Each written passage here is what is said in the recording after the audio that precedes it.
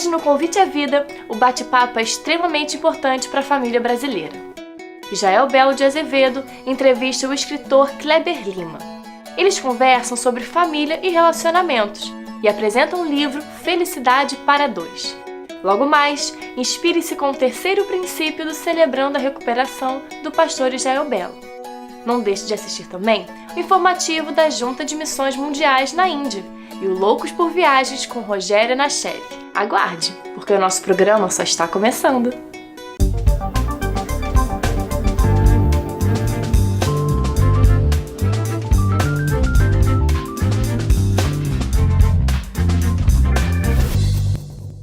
Conheça as igrejas da Convenção Batista Brasileira. São lugares acolhedores e transformadores, onde você se conecta com Deus e com uma família. Estamos de braços abertos para te receber. Entre em nosso site ou ligue pra gente. Nós esperamos você.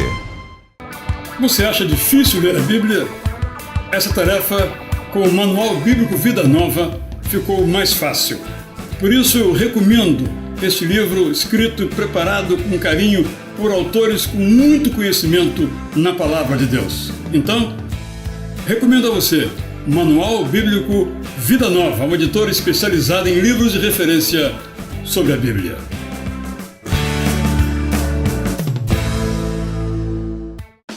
Se Deus tivesse uma geladeira, seu retrato estaria na porta. Ele lhe manda flores toda primavera e uma nova aurora a cada manhã. Sempre que você quiser conversar, ele estará pronto a ouvir. Aceite a realidade, ele é louco por você. Quando a vida está difícil, não conseguimos perceber o cuidado de Deus conosco, mas Max Lucado quer reacender essa esperança em seu coração com o livro Deus está com você. Sinta o toque e o carinho de Deus através das palavras de Max Lucado. Deus está com você. Adquira já o seu exemplar. Participe da nossa enquete respondendo a seguinte pergunta: como podemos nos relacionar com as pessoas? Entre os participantes, sortearemos um livro de brinde. Participe!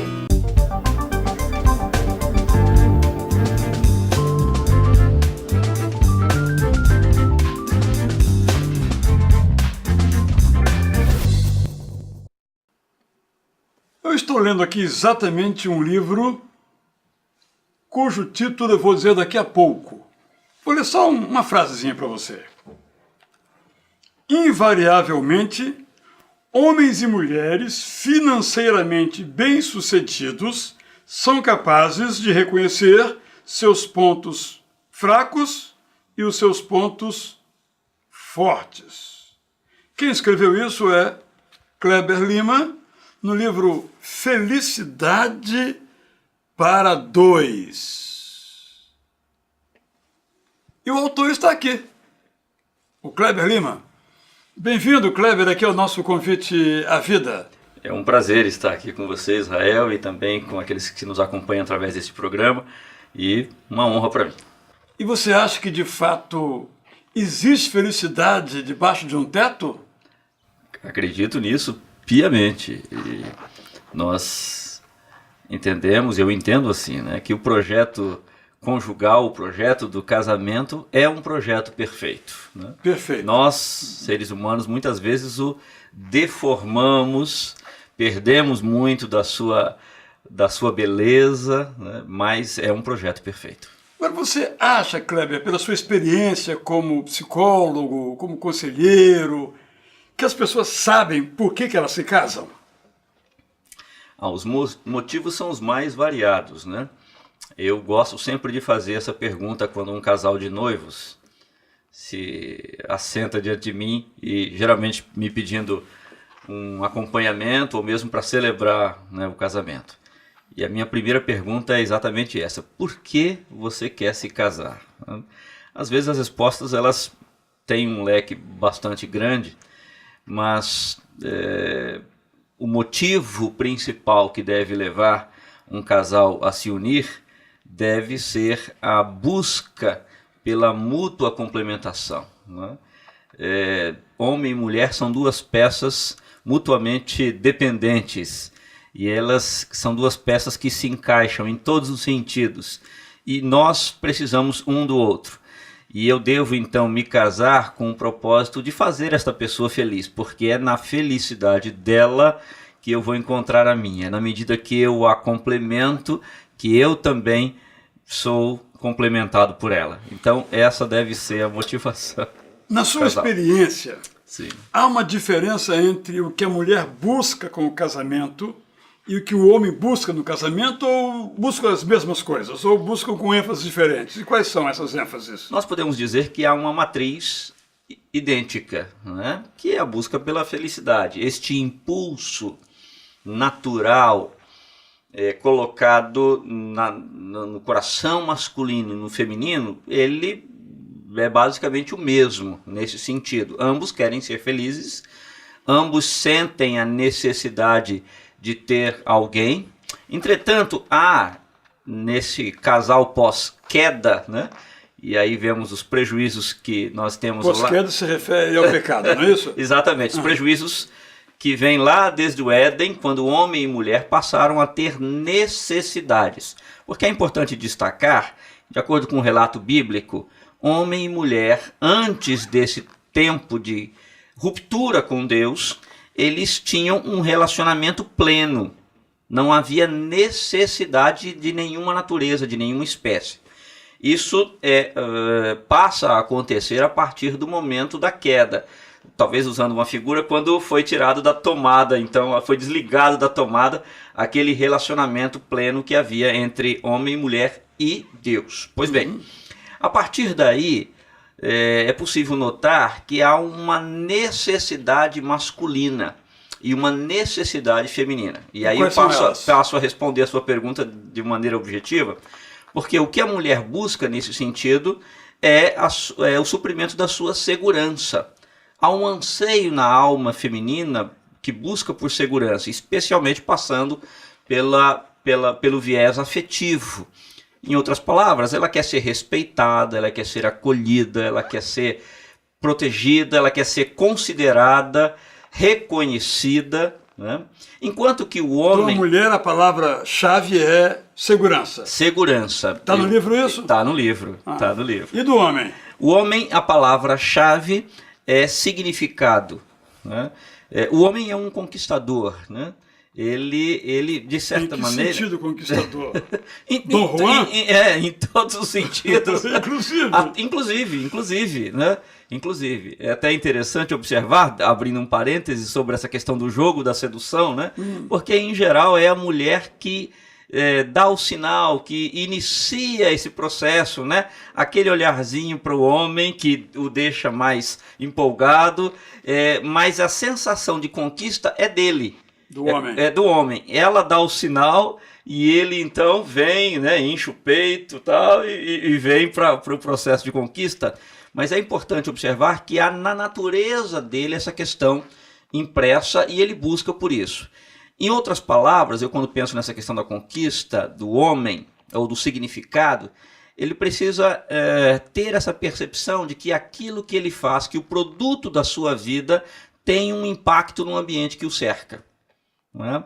Então, neste sentido, ele espera da sua companheira, da sua esposa, essa postura de parceria, de apoio, de suporte, para que ele vá em busca do seu projeto. Agora, às vezes, um não compreende, vamos dizer, a palavra-chave do outro, né? Exatamente. Quer dizer, ele não compreende a palavra-chave dela e deixa ela insegura, e ela não compreende a palavra-chave dele, acha que ele está trabalhando demais, que não dá atenção à família, aí vem os conflitos. Exatamente. E aí que a gente entende que para dois universos distintos é necessário uma ponte, né? Certo. Uma ponte que interliga esses dois universos, né? Essas duas realidades que são mutuamente necessárias. Certo. E a ponte que liga estes dois conceitos, essas duas perspectivas, é o que nós podemos entender como comunicação. Você desdobrar essa palavrinha, a ação de tornar comum, né? O casal, para ter uma vida em comum, ele precisa ter claramente essa visão desse processo que transmite e que transfere, né, o que um pensa para o outro e vice-versa. E junto com isso transmite o afeto, que é quem vai fazer a liga. Mas talvez agora aqui conosco esteja um casal, ele ou ela, parte do casal, achando, olha, no meu caso não tem mais jeito.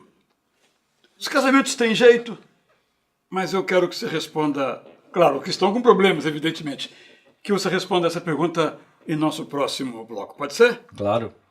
Voltamos já falando sobre os conflitos e as soluções para você que vive bem, para você que porventura esteja em alguma dificuldade com o seu marido ou com a sua esposa. Voltamos daqui a pouco, nós todos, eu, você e você.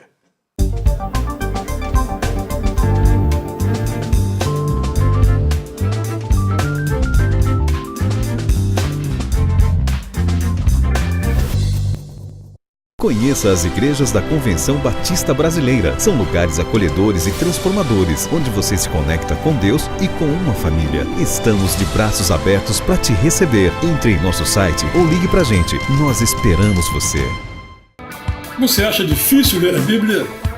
Essa tarefa, com o Manual Bíblico Vida Nova, ficou mais fácil. Por isso eu recomendo este livro escrito e preparado com carinho por autores com muito conhecimento na Palavra de Deus. Então, recomendo a você Manual Bíblico Vida Nova, uma editora especializada em livros de referência sobre a Bíblia.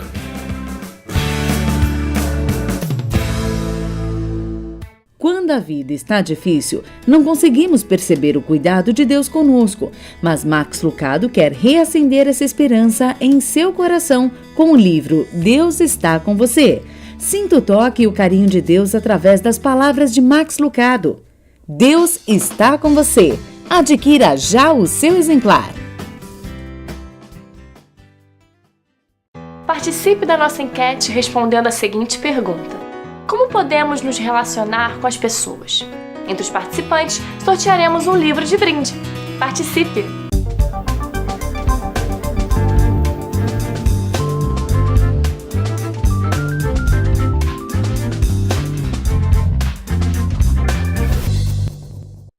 Convite à Vida, entrevistando sobre relacionamento conjugal o psicólogo Kleber Lima.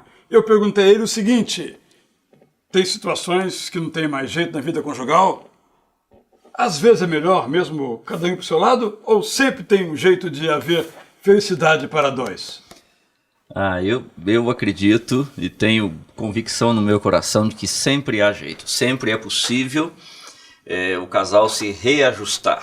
Você já pegou algum caso assim que ambos chegaram, olha, nós estamos aqui para cumprir tabela porque não tem mesmo mais jeito e houve jeito? Você tem histórias para nos contar sobre isso? Graças a Deus eu tenho tido essa oportunidade ao longo desses anos, né? E tem sido experiências realmente bastante positivas, né? Às vezes, eu não posso infelizmente entrar em detalhes, claro, porque são confissões de consultório, né? Mas os resultados são muito animadores, né? Agora, uma das coisas que eu costumo dizer é o seguinte: se você quer e está disposto a dar uma chance para o seu relacionamento, você realmente precisa se abrir para as novas possibilidades, né? E precisa seguir a nossa orientação. Costumo inclusive usar exemplos, né? Todos nós temos estas experiências de ir a um médico e o médico diz: olha, a solução está aqui, mas você precisa tomar o remédio, porque não adianta o remédio na gaveta, o remédio lá em cima do armário, você olha para ele todo dia e diz: eu preciso tomar, mas agora não, depois eu tomo. Ele dentro do frasco não vai fazer a menor diferença para o seu organismo. Então, creio sim que há solução e costumo inclusive dizer muito claramente, né? Não existe problema para o qual Deus não tenha uma solução.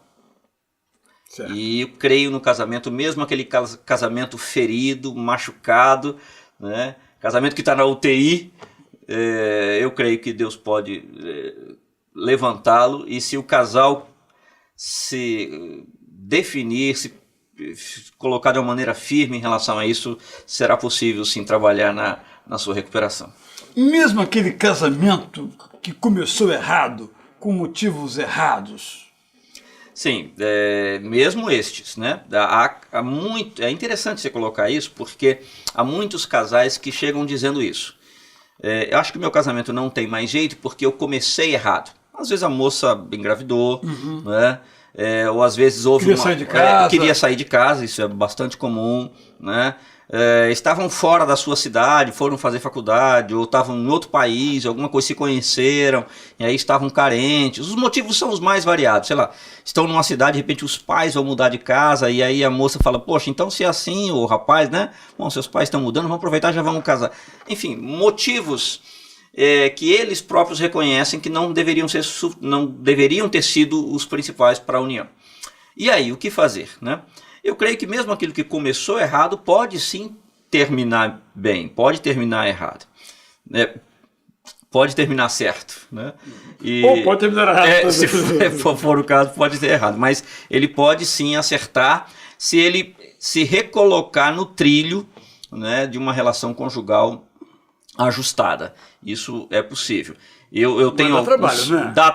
Dá trabalho. Eu penso que existem algumas questões importante sobre isso, assim, sendo bem sintético nessa questão. Primeira coisa é priorizar a busca da mutualidade, da olhar para o outro, procurar ver a vida conjugal na perspectiva do outro, refazer o seu propósito. Uma das coisas que a gente ouve, uma fala que é muito comum é eu não sou feliz no meu casamento, para que eu vou ficar nessa união se eu não sou feliz? É preciso mudar essa chavinha, né? E passar a ver a vida na perspectiva do outro, para que o outro seja feliz a partir daquilo que você pode oferecer a ele. Então, esse é um aspecto. O segundo aspecto, dar atenção àquilo que o projetista do casamento, que é Deus, né, tem para nos ensinar, né? E aí há princípios na palavra de Deus que são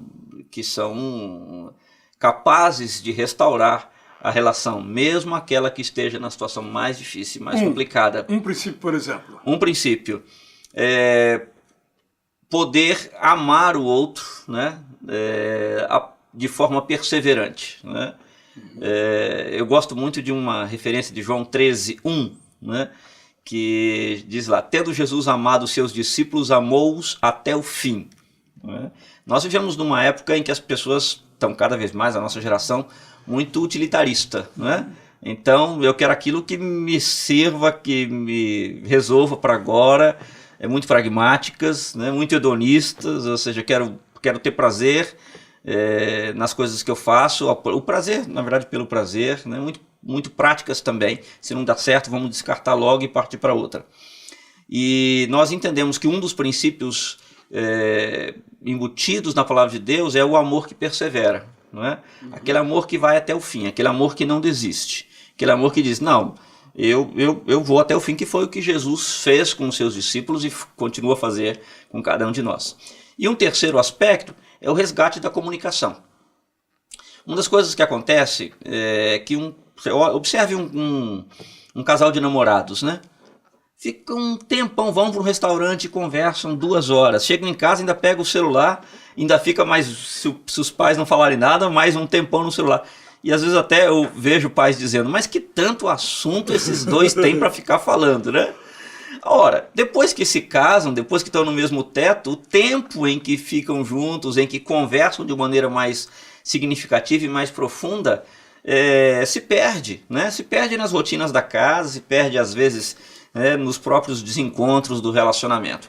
Então, um terceiro aspecto para fazer esse relacionamento se firmar novamente, voltar a ser bom, é resgatar essa capacidade de comunicação desse casal. Agora, você não acha que quando nós nos casamos, vamos nos incluir aqui, né? Isso. Quando nós nos casamos, que nós estamos despreparados? Tem como os jovens de hoje serem preparados para o casamento? Eu quero que você responda isso em nosso próximo bloco, no qual também quero falar um pouquinho sobre dinheiro, a frase que eu li aqui, porque eu acho que também isso é problema, não é? Sem dúvida, sem dúvida. Convite a Vida volta daqui a pouco com o psicólogo Kleber Lima falando sobre a vida conjugal, preparo para o casamento e dinheiro no casamento. Voltamos com você daqui a pouco.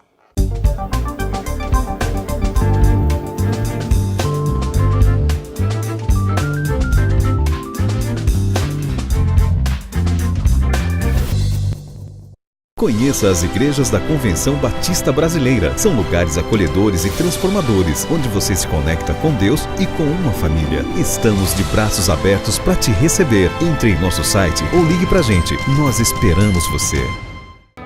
Você acha difícil ler a Bíblia? Essa tarefa, com o Manual Bíblico Vida Nova, ficou mais fácil.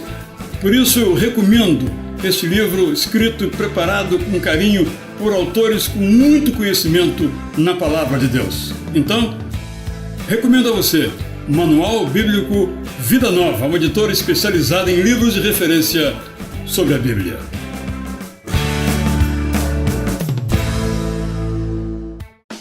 Se Deus tivesse uma geladeira, seu retrato estaria na porta. Ele lhe manda flores toda primavera e uma nova aurora a cada manhã. Sempre que você quiser conversar, ele estará pronto a ouvir. Aceite a realidade, ele é louco por você. Quando a vida está difícil, não conseguimos perceber o cuidado de Deus conosco, mas Max Lucado quer reacender essa esperança em seu coração com o livro Deus está com você. Sinta o toque e o carinho de Deus através das palavras de Max Lucado. Deus está com você. Adquira já o seu exemplar. Participe da nossa enquete respondendo a seguinte pergunta: como podemos nos relacionar com as pessoas? Entre os participantes, sortearemos um livro de brinde. Participe!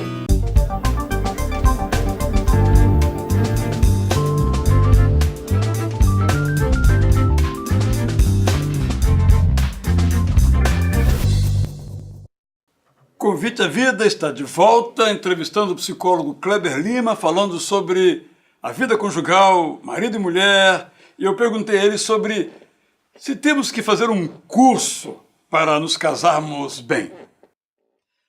Deveríamos, né? E a melhor escola para um bom casamento, sem dúvida, é a escola do lar, né? É a escola da casa, da própria casa.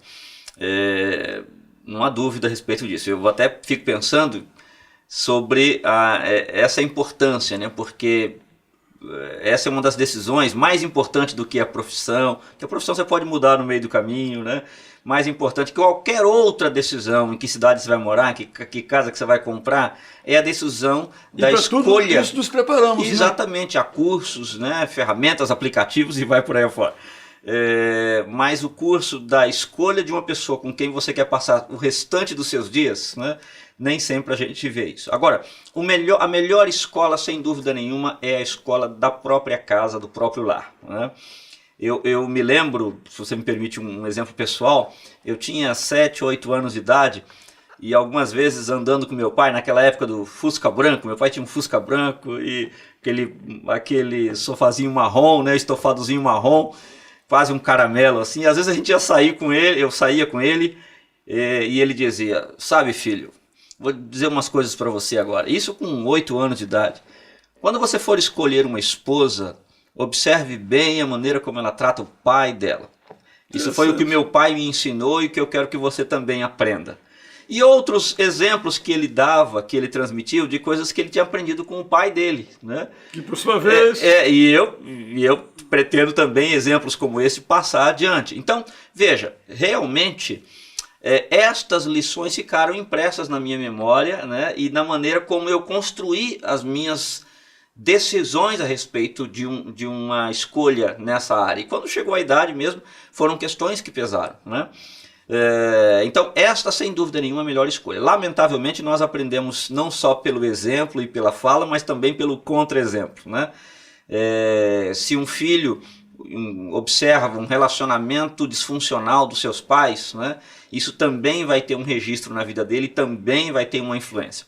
Agora, de qualquer forma, não significa que nós, né, como sociedade, como igreja, inclusive, não devamos nos movimentar no sentido de prover para esses filhos orientações seguras a respeito do casamento, né? Devemos. Sobre como fazer isso, como proceder em relação a isso. Porque sem dúvida nenhuma a gente observa a nossa geração, né? Vemos uma geração muito despreparada sobre como fazer uma escolha tão importante na vida, e especialmente se levarmos em conta E se essa geração levar em conta que esta é uma única bala que você tem na sua cartucheira, né? Ou seja, é uma escolha definitiva para a sua vida. E você aconselha os jovens que vão se casar a que façam um curso, um conjunto de encontros com um conselheiro mais experiente antes de celebrar as núpcias? Recomendo sim, porque são realmente questões importantes. Aliás, eu pessoalmente não celebro um casamento se não fizer um encontro ou não tiver alguns encontros com esses casais, né? Entre os problemas da vida conjugal, eu li aqui aquele trecho sobre dinheiro. Qual o lugar do dinheiro na felicidade do casal? Olha, tem um lugar de extrema importância, né? Há alguns anos atrás, a Folha de São Paulo trouxe um artigo sobre isso que eu inclusive guardei, dizendo mais do que sexo, dinheiro é a principal causa de divórcio, né? Tanto a questão da sexualidade quanto a questão da vida financeira de um casal são subprodutos da sua comunicação. Certo. Né? A capacidade desse casal de se comunicar vai levá-los a ter uma vida de intimidade, na sua intimidade sexual mais ajustada ou menos ajustada, e também na questão financeira mais ou menos ajustada, né? Então é de muita importância. O casal, que para ele administrar os seus recursos, hoje em dia você tem uma realidade que é cada vez maior e que não necessariamente é um problema, desde que a comunicação esteja bem estabelecida. Às vezes o marido tem o seu orçamento e a esposa tem o seu orçamento. Cada um tem a sua carreira, tem o seu recurso, especialmente os casais mais jovens, isso é uma realidade. Quando se casam, tem a sua conta bancária, alguns inclusive não querem ter conta bancária em conjunto.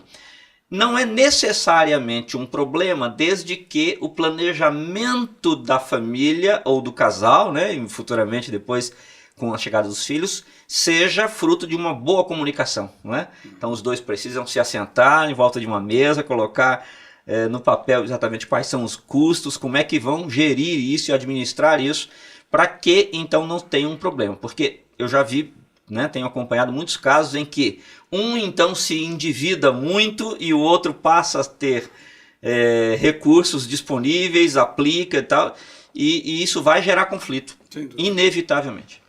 Que outro fator, você já citou o fator conjugal, sexual, o fator financeiro, que outro fator está aí na base de alguns problemas que você tem enfrentado?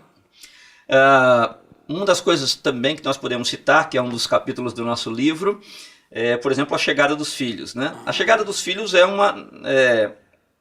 o sonho de praticamente todos os casais. É certo que há casais hoje, e eu conheço alguns, né? Esse número tem crescido, que dizem, não, nosso projeto conjugal não envolve filhos. Não queremos ter filhos por razões diversas. Mas já é uma outra questão, mas a maioria quer. Agora, às vezes o relacionamento conjugal ele vai bem, o casal tem um ritmo, viaja, etc e tal. Chega o filho esperado, mas a chegada desse filho vai gerar uma modificação nessa dinâmica, né? Mais uma vez a comunicação precisa prevalecer, né? Para que esse casal seja capaz de receber essa criança de uma maneira adequada, ajustada, sem contudo desagregar, né, a sua relação conjugal, que é a base. Então nós ouvimos, por exemplo, relatos de casais dizendo, poxa, tudo foi bem até a chegada do nosso filho, quando ela não teve mais tempo para mim, ou quando ele passou a agir de maneira diferente comigo, né? Relatos do marido, da esposa, e isso não pode acontecer, porque o que o filho mais quer é ver o seu pai e a sua mãe bem. Imaginar que ele trouxe alegria. Exatamente. E não dificuldades. E não dificuldades. Mas você fala disso também no seu livro? Falamos sim. Kleber, eu agradeço muito, muito mesmo, foi cheio de bons conselhos. Obrigado, então, por sua participação no nosso Convite à Vida. É uma alegria, mais uma vez eu quero repetir, estar com você aqui e estamos sempre à disposição. Obrigado. Eu já li o livro Convite à Vida, recomenda, portanto, Felicidade para Dois, de Kleber Lima, editora Rádio Transmundial. Eu li o livro, repito, é muito bom, você vai ganhar muito. Escreva para a gente, vamos sortear inclusive aqui alguns exemplares para você também ser inspirado por esse livro. Voltamos daqui a pouco com mais novidades aqui no nosso Convite à Vida. Fique com a gente, voltamos já.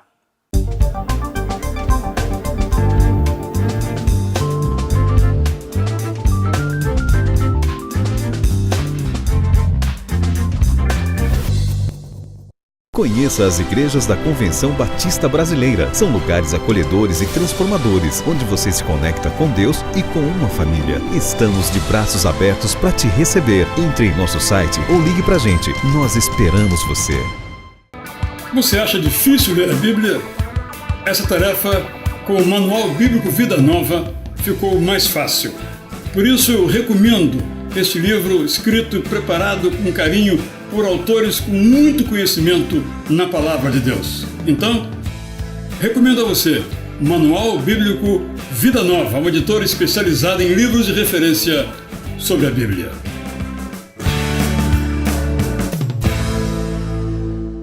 Quando a vida está difícil, não conseguimos perceber o cuidado de Deus conosco, mas Max Lucado quer reacender essa esperança em seu coração com o livro Deus está com você.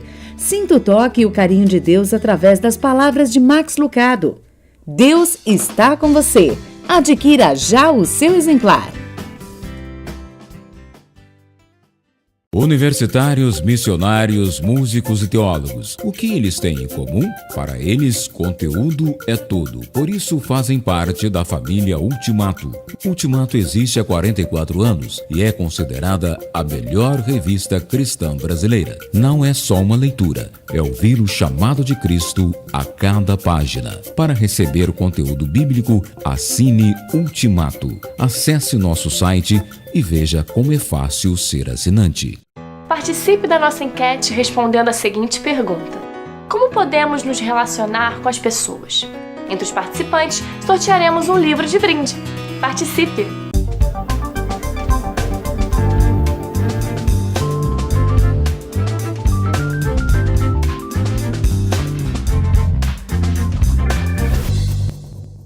Aqui estou para continuar a série com você, celebrando a recuperação, falando dos princípios para essa recuperação. E o princípio de hoje é o princípio da entrega. Tome a decisão de mudar a sua vida. Quando nós lemos os evangelhos, nós ficamos sabendo que Jesus tem poder para curar os corações feridos e humilhados, tem poder para libertar os que estão presos ao passado, tem poder para consolar os entristecidos pelas derrotas que lhes são impostas, tem poder para reconstruir as suas vidas, por mais destruídas que sejam. Esse poder lhe foi dado pelo Senhor Deus. Então, diante do poder de Jesus, eu lhe considerar um princípio revolucionário. Conscientemente, eu escolho confiar toda a minha vida e a minha vontade aos cuidados e controle de Cristo. Esse princípio está baseado na bem-aventurança dos humildes. Bem-aventurados ou felizes os humildes, pois eles receberão a terra por herança. Esse princípio corresponde ao terceiro passo dos Alcoólicos Anônimos. Decidimos entregar nossas vidas e nossas vontades aos cuidados de Deus. Agora, para ser realizado, esse princípio implica na tomada de 4 decisões essenciais. Primeira, eu considero o momento por que estou passando agora como uma experiência de deserto. Eu estou agora no meio dessa jornada, chamemos-la desértica, mas sei que a minha humilhação vai servir para que eu cresça. Quando lemos a história da Bíblia, do Antigo Testamento, assim chamado, nós vemos que o povo de Israel passou pela mesma experiência e aprendeu com Moisés no caminho do deserto durante 40 anos. Segunda atitude, eu tomo uma decisão, eu escolho a vida, eu escolho ser transformado, eu desejo ser mudado naquilo que tem que ser mudado na minha vida. Humilhado, não aceito o senhorio do vício sobre a minha vida. Eu quero uma vida nova. Aliás, até quero usar uma palavra um pouco estranha. Eu confesso que tenho uma ambição. Eu ambiciono ver o meu trauma vencido. Eu quero ficar livre do medo, livre do vício. Eu não quero ser alguém que o álcool venceu ou qualquer outra droga sobre mim triunfou. Eu quero ver os meus hábitos ruins abandonados. E o bom é que nesse desejo, agora eu sei que eu não estou sozinho, Deus está comigo. Agora eu sei que não preciso desistir de viver, porque Jesus quer me libertar para viver. Sim, claro que eu sou fraco, mas Jesus é forte. Eu sei que as minhas vontades parecem por vezes ter vidas próprias, mas eu submeto a minha vontade ao Espírito Santo de Deus. Terceira atitude. Eu entrego a minha vida a Jesus Cristo para que Ele me restaure, para que Ele me recupere. É tão bom a gente abrir a Bíblia e ler que Deus mostra o que é bom e o que Ele espera de nós. Ele espera que nós pratiquemos a justiça, amemos a fidelidade e andemos humildemente na presença dEle. Eu quero seguir o plano divino para a minha vida.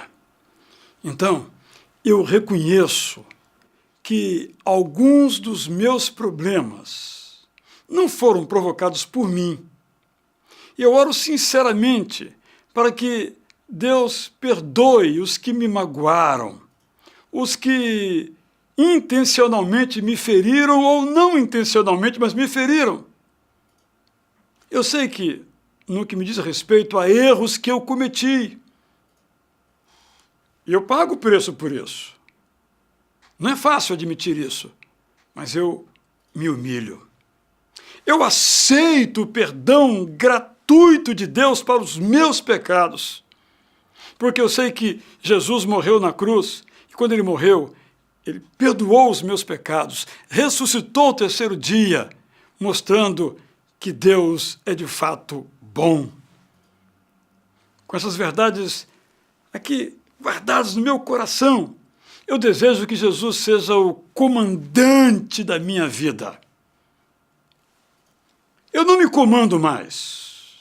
Eu me comandei a vida inteira e deu no que deu. Eu quero que Jesus agora me comande, me controle o meu temperamento, reforme o meu caráter. Então, eu assumo a quarta atitude. Eu reconheço que estou apenas no começo nessa jornada de transformação. E eu creio firmemente que Deus começou a boa obra na minha vida e de todo o coração confio que vai terminar aquilo que Ele começou. A nossa restauração não acontece de um dia por outro, mas acontece um dia de cada vez. E se a gente permanece presa ao passado ou constantemente preocupada com o amanhã, a gente vai desperdiçar o precioso tempo do presente. É no presente que a mudança e o crescimento podem acontecer. Nós não podemos mudar o passado.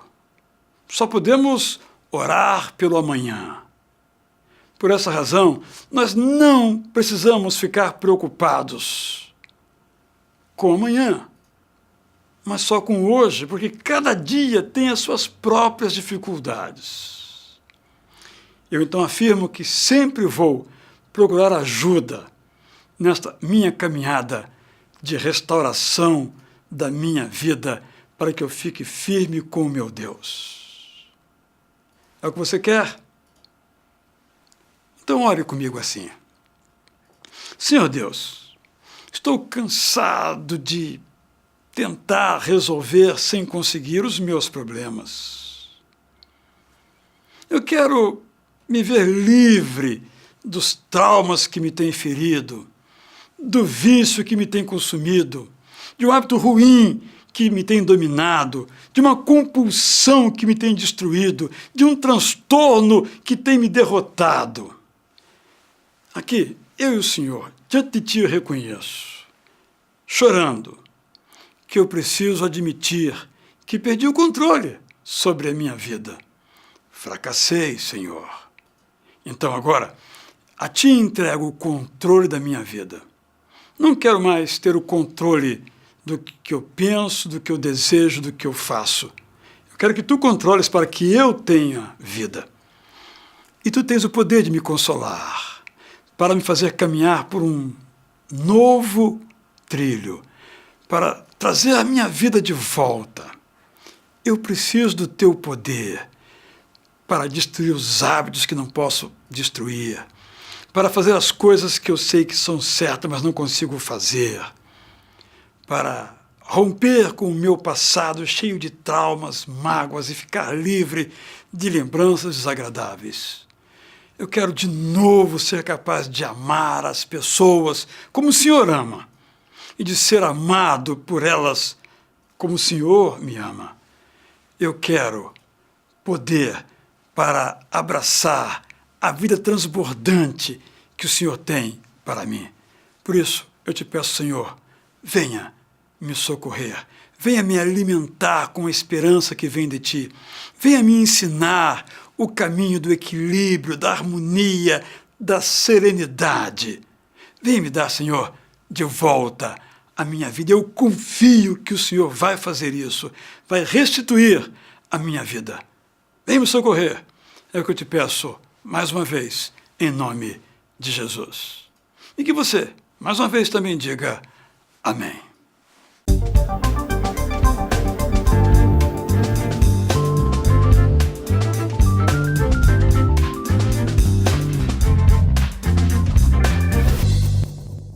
Conheça as igrejas da Convenção Batista Brasileira. São lugares acolhedores e transformadores, onde você se conecta com Deus e com uma família. Estamos de braços abertos para te receber. Entre em nosso site ou ligue pra gente. Nós esperamos você.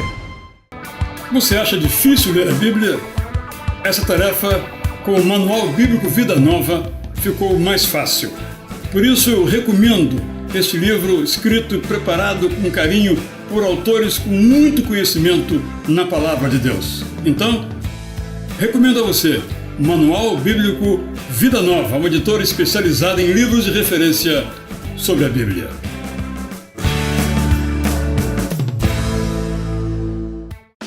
Se Deus tivesse uma geladeira, seu retrato estaria na porta. Ele lhe manda flores toda primavera e uma nova aurora a cada manhã. Sempre que você quiser conversar, ele estará pronto a ouvir. Aceite a realidade, ele é louco por você. Quando a vida está difícil, não conseguimos perceber o cuidado de Deus conosco, mas Max Lucado quer reacender essa esperança em seu coração com o livro Deus está com você. Sinta o toque e o carinho de Deus através das palavras de Max Lucado. Deus está com você. Adquira já o seu exemplar. Participe da nossa enquete respondendo a seguinte pergunta: como podemos nos relacionar com as pessoas? Entre os participantes, sortearemos um livro de brinde. Participe!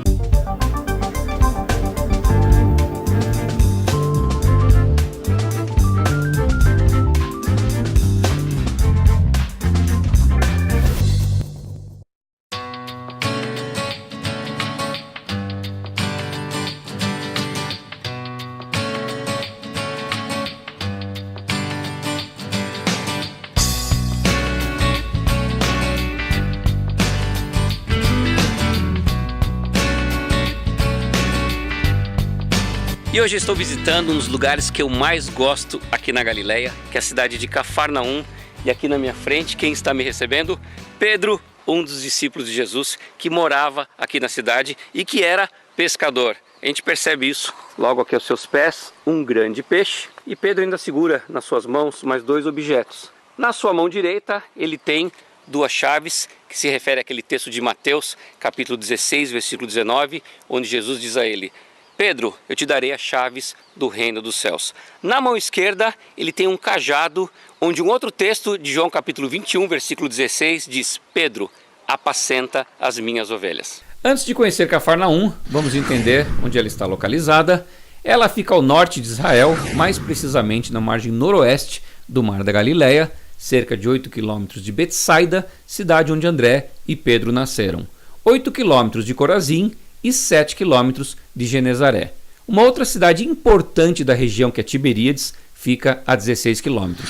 Está localizada a cerca de 170 quilômetros de uma das cidades mais conhecidas de Israel, que é Jerusalém.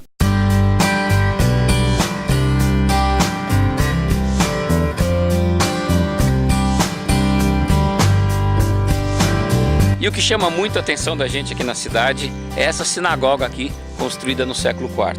Agora, vem comigo e vê que interessante isso aqui. Pedra branca, século IV. Agora, aqui, gente, vou dar um pulo aqui. Essa base aqui, ó. Você tá vendo? Essas pedras pretas aqui, base da sinagoga do primeiro século.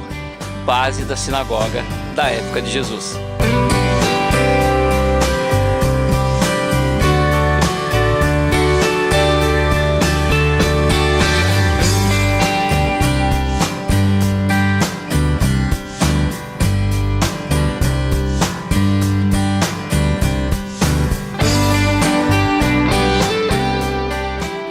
Você pode perceber pelas ruínas aqui da cidade de Cafarnaum que ela era uma cidade muito pequena. Cafarnaum, aldeia de Naum, é a tradução do nome da cidade. Então, essas ruínas que estão aqui na minha frente são do primeiro século, as mesmas ruínas que fazem a base da sinagoga do tempo de Jesus. É impressionante você imaginar que aqui há 2000 anos estava cheio de gente caminhando por aqui, tantos milagres Jesus fez aqui nessa cidade. A mulher que tinha uma hemorragia muito grave cruzou com Jesus por aqui, tantos textos interessantes que você vê na Bíblia relacionados aqui a esse lugar. Alguns estudiosos arriscam dizer que Cafarnaum, na época de Jesus, não tinha mais de 1.500 habitantes, por isso realmente ela era uma vila. Mas isso não significa que ela não era importante, muito pelo contrário, era uma das cidades mais estratégicas aqui da região. Por isso que todos os mercadores vindos aqui da região ou dos outros países eram obrigados a passar por Cafarnaum, onde ficava a alfândega de toda a região.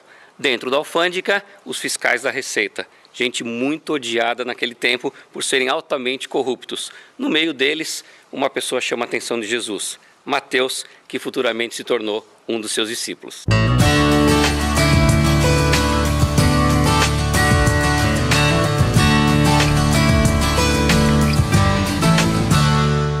O que é muito interessante numa viagem como essa é você pegar um texto bíblico e torná-lo uma imagem colorida para você. É o que eu vou fazer agora. Imagina comigo Jesus e seus discípulos saindo aqui da sinagoga e caminhando em direção à casa de Pedro.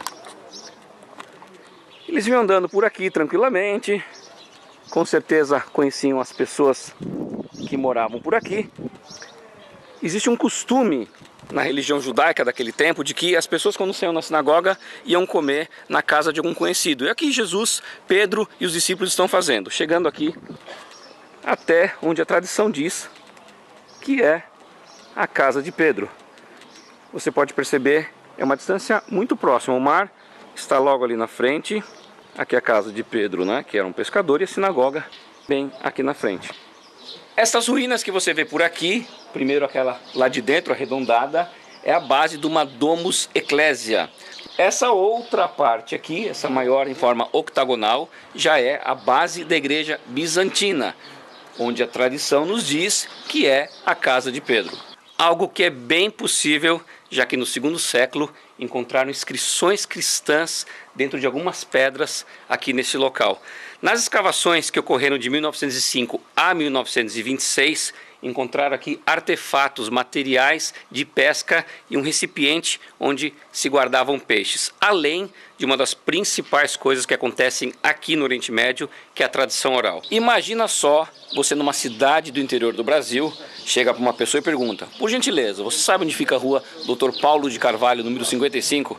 Com certeza a maioria das pessoas não tem a mínima ideia, mas se você falar onde é a casa do Zé, o marceneiro, ou do Paulo, o encanador, aí as pessoas sabem te direcionar exatamente para o lugar. A mesma coisa acontecia por aqui. Durante muitos anos as pessoas perguntavam: onde fica a casa de Pedro Pescador? A casa de Pedro Pescador fica exatamente aqui nesse lugar. Isso é o que nós chamamos de tradição oral. Jesus sai da sinagoga, chega com Pedro aqui e encontra a sogra de Pedro enferma, com uma grande febre. Jesus vem e cura a sogra dele dessa enfermidade. Como eu já disse e gosto de dizer, mais uma página saindo da Bíblia e se transformando numa imagem colorida para você.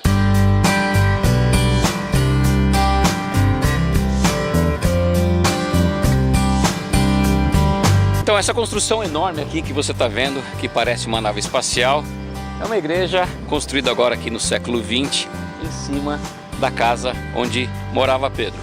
Eu espero que você tenha gostado de conhecer Cafarnaum, e se você quiser viver uma experiência como esta, entre em contato com a Home Tour, escolha seu grupo, vai ser um prazer enorme ter você por aqui. Estou saindo agora em direção a Tabra, local da multiplicação dos pães e dos peixes. Mas essas imagens você vai ver no próximo programa. E eu te espero por lá, porque afinal de contas, dentro de nós sempre vai existir um louco por viagens.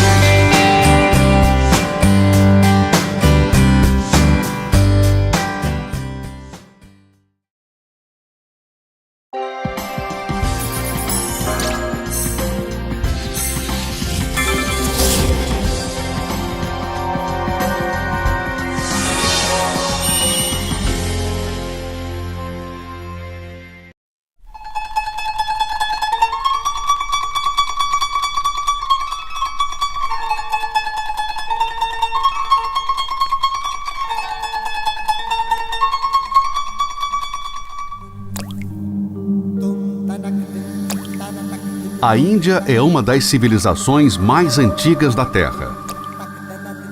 Sua população é a segunda maior do mundo. São mais de 1 bilhão de pessoas no espaço geográfico menor que a região norte do Brasil. Uma verdadeira Babel se formou nesses 4.500 anos de história, resultando em 1.674 línguas que hoje são faladas no país. A Índia é um país extremamente religioso. O hinduísmo e o islamismo se destacam pelo grande número de seguidores que superlotam templos e mesquitas espalhados por toda a Índia. O hinduísmo é uma das religiões mais antigas do mundo. Banhos, oferendas, sacrifícios de animais, feitiçaria, peregrinações, previsões, boas obras e inúmeras outras práticas formam o credo religioso. Os hindus creem que todo ser vivo, seja humano ou animal, tem uma alma valiosa e por isso deve ser preservado. Hoje, a Índia vive um sincretismo religioso que envolve milhões de muçulmanos sufis, hindus, budistas, jainistas, sikhistas, uma infinidade de credos. O norte, onde se realiza o trabalho missionário dos batistas brasileiros, é a região do país que mais carece do Evangelho. Em 2000, 30 igrejas ou comunidades já haviam sido plantadas, e a meta agora é de que as 30 igrejas estabelecidas plantem 25 novas igrejas até dezembro de 2012. A Igreja de Cristo tem sido marcada pelo derramamento de sangue. Templos têm sido destruídos, crentes sequestrados, estuprados e mortos. O martírio dos cristãos tem levado muitos à fé em Jesus. Os muçulmanos são o segundo maior grupo religioso na Índia, com 160 milhões de seguidores.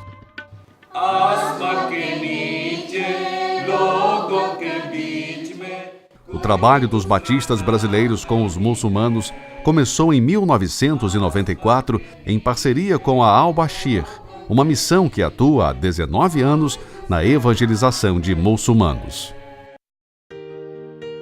O ministério é realizado em 7 estados do norte, onde se concentra a maioria dos muçulmanos.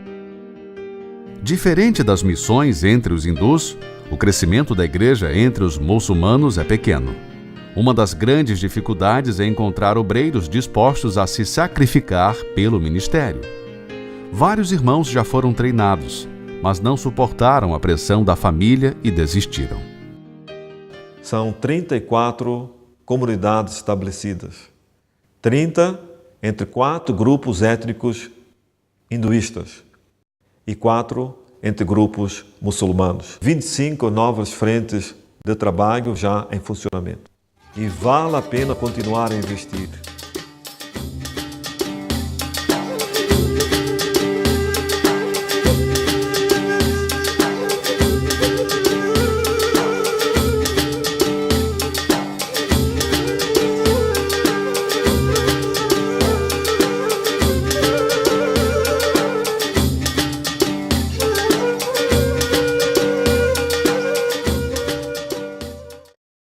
Depois disto, ouvi a voz do Senhor que dizia: A quem enviarei e quem há de ir por nós? Então disse eu: Eis-me aqui. Isaías 6:8.